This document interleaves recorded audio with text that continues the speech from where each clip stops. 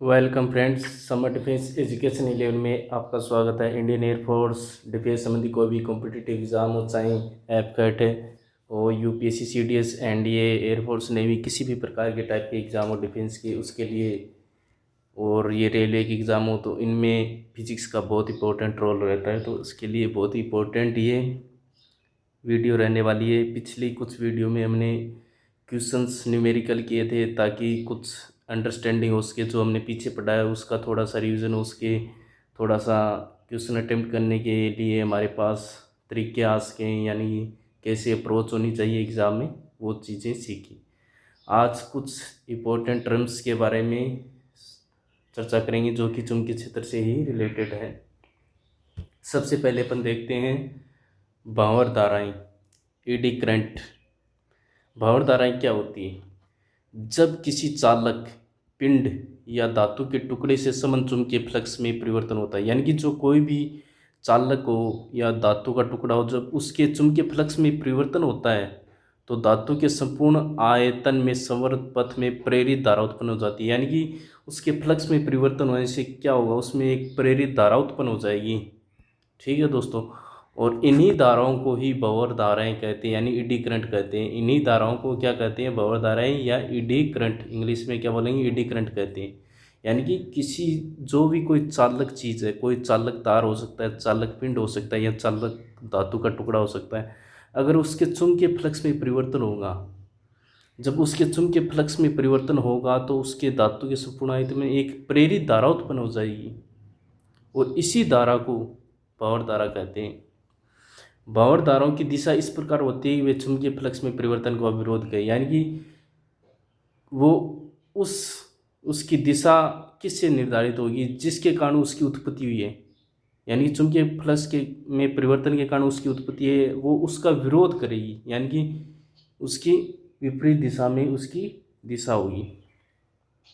अब एक टर्म है सेल्फ इंडक्शन, यानी स्वप्रेरण, और एक और टर्म होगी अन्योन्य प्रेरण, जो कि इन दोनों के बारे में अपन थोड़ा सा डिटेल में देखेंगे। बहुत ही इंपॉर्टेंट टर्म है ये, सेल्फ इंडक्शन, स्वप्रेरण, और अन्योन्य प्रेरण यानी म्यूचुअल इंडक्शन। दोनों ही इंपॉर्टेंट है और दोनों टर्म्स के बारे में अपन डिटेल से चर्चा करें ताकि अच्छे से समझ सकें, क्योंकि इससे रिलेटेड आगे एक और वीडियो होने वाला है फिर।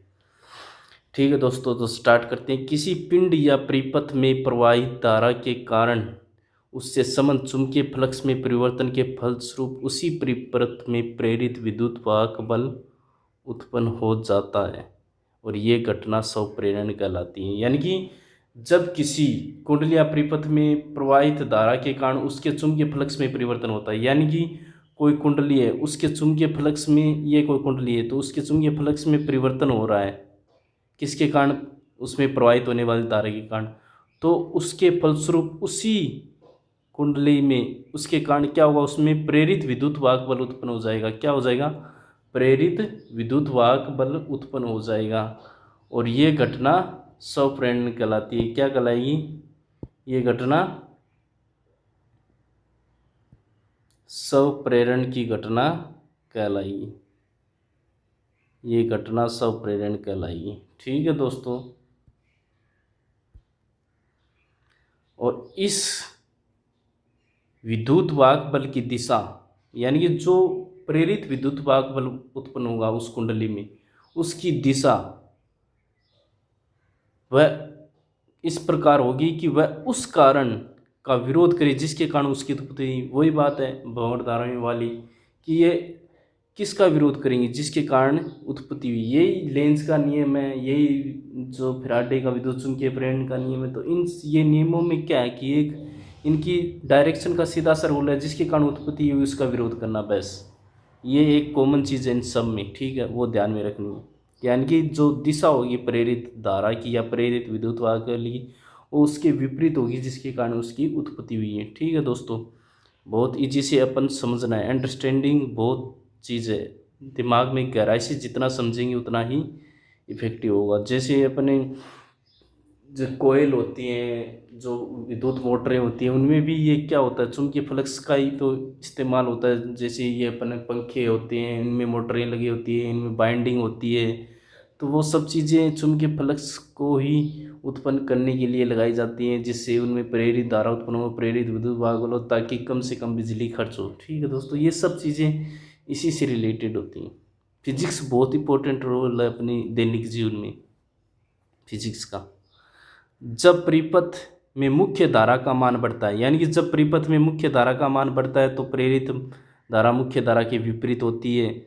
जब मुख्य धारा का मान घटता है तो प्रेरित धारा की दिशा मुख्य धारा की दिशा में होती है। यानी कि पहली कंडीशन क्या होती है कि जब मुख्य धारा का मान बढ़ता है तो प्रेरित धारा मुख्य धारा के विपरीत, यानी कि ये जो पहली कंडीशन ये कह रही है, यानी कि जब आई का मान 0 से मैक्सिमम यानी कि बढ़ता है। बढ़ेगा कब, जब इसमें यहाँ से करंट फ्लो हो रही है लेकिन यहाँ तक ही आती है, आगे क्यों नहीं जा रही। आगे क्या है, परिपथ क्या है, खुला है।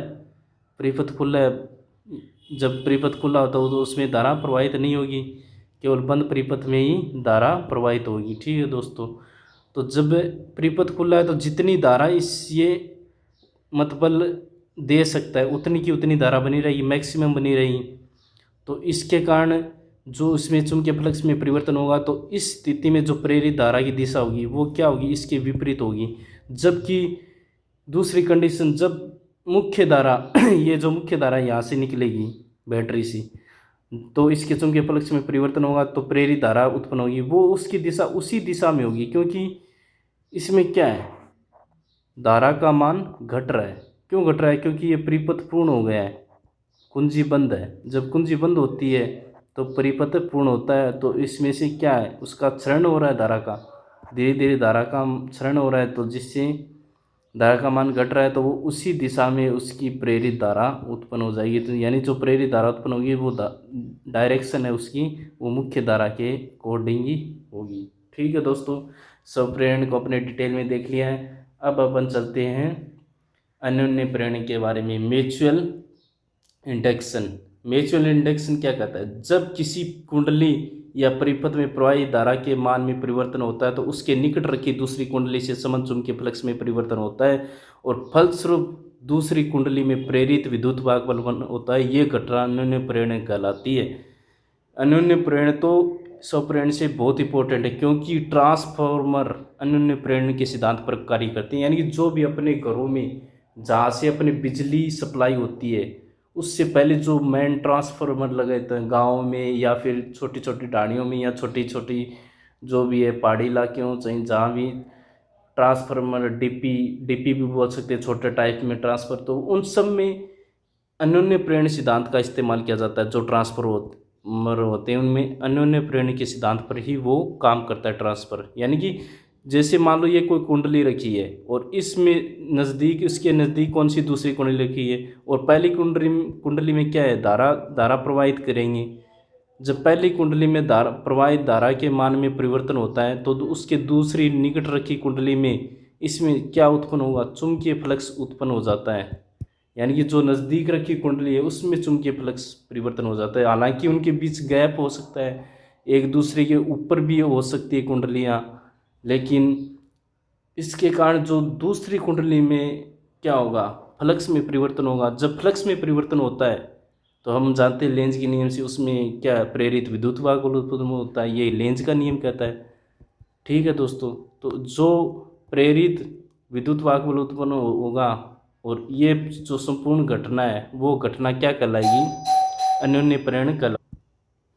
तो दोस्तों इस प्रकार अपन ने देखा कि किस प्रकार से फिजिक्स का अपने दैनिक जीवन में इम्पोर्टेंस है। यानी कि जो ट्रांसफॉर्मर है, जो कि अपनी ज़रूरी की चीज़ें हैं, बिजली, छोटी छोटी चीज़ों में फिजिक्स लगी हुई है। हर जो भी अपने आसपास दिखाई दे रही है उनमें फिजिक्स का रोल है, बस उसको समझना है। अब अपन कहीं भी जा रहे हैं, घूम रहे हैं, ट्रांसफॉर्मर देख लिया तो अपन दूसरों को भी बता सकते हैं कि ये ट्रांसफॉर्मर अन्योन्य प्रेरण के सिद्धांत पर कार्य करता है। और ये अन्योन्य प्रेरण सिद्धांत क्या होता है, अगला पूछ ले तो ये भाई कोई कुंडली है, मान लो कोयल है, उसमें अगर धारा प्रवाहित करेंगे तो उसमें क्या होगा, उसके नज़दीक जो दूसरी कुंडली रखी उसके फ्लक्स में परिवर्तन होगा और फलस्वरूप उसमें विद्युत वाहक बल उत्पन्न होगा और इसी घटना पर आधारित क्या होता है, अपना जो ट्रांसफार्मर होता है अन्योन्य प्रेरण के सिद्धांत पर कार्य करता है। और ट्रांसफार्मर भी दो प्रकार के होते हैं, ऊंचाई ट्रांसफार्मर और अपचाई ट्रांसफार्मर।